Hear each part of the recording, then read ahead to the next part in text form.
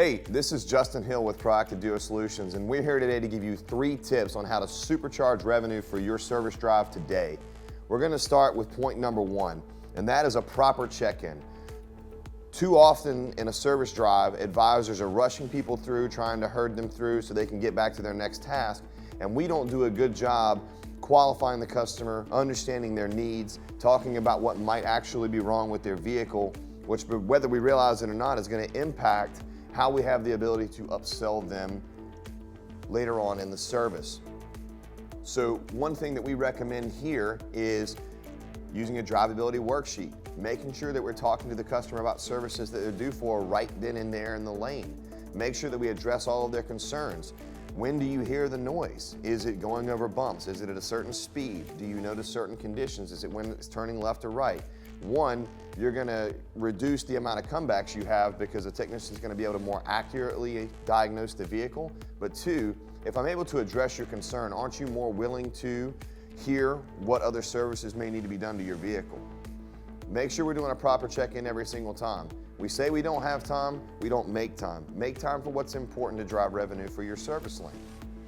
Point 2, selling the multi-point using what we call a RIM estimate. Too often times I've seen service advisors go up and say, hey, you need X, it's $2,000, you want to do this or not. We take for granted our automotive knowledge. We need to make sure that we're explaining to the customer what is immediate, what needs to be taken care of now, and what is a maintenance concern that should be taken care of, but if we need to wait, we can. So we talk about breaking that down into a RIM estimate. So 3 things. So R stands for required. This is what I brought it in for today. This is my check engine light diagnosis and what it's going to take to handle that. This is related to the noise that you brought it in for, and this is what it's going to take care of that. So R, related to what they brought it in for. I stands for immediate. This is your tires are at 230 seconds. Your brakes are at 3 millimeters. We've got a CV boot that's busted. We have tie rod ends that are really loose that need to be taken care of. These are immediate concerns, maybe not necessarily what they brought it in for, but something that they need to take care of to maintain their car to go safely down the road. M is for maintenance. This is your fuel induction service. This is your transmission service, your brake fluid exchange, filters. These are things that are necessary to have the car be in good working order, but if need to be prioritized to another service visit, we can do so. Teach your advisors today to break that down on the RO or however they're quoting it on the virtual MPI so that it breaks that down. Let's not take for granted our automotive knowledge and assume that our customer knows. The last tip that we're going to give you today to help drive revenue to your service department is the active delivery. I can't tell you how many times that I've been in a service department and I see an advisor grab an RO and keys. They walk the customer up to the cashier.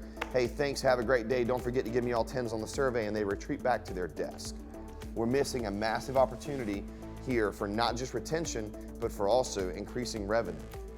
If there are any declined services on that RO that day, why wouldn't we put that on there and make them aware that, hey, the next time you come in, these are the things we should address. If they're at 27,000 miles and we know that they're going to be due for a 30K next time, why would I not go ahead and set the precedent? So the best practice here, go over everything that you took care of today, explain what was done to them so that they don't have questions after they leave. Let them know what is going to be either due now and needs to be taken care of near future or is going to be coming up due so they can prepare ahead of time and set that up for them.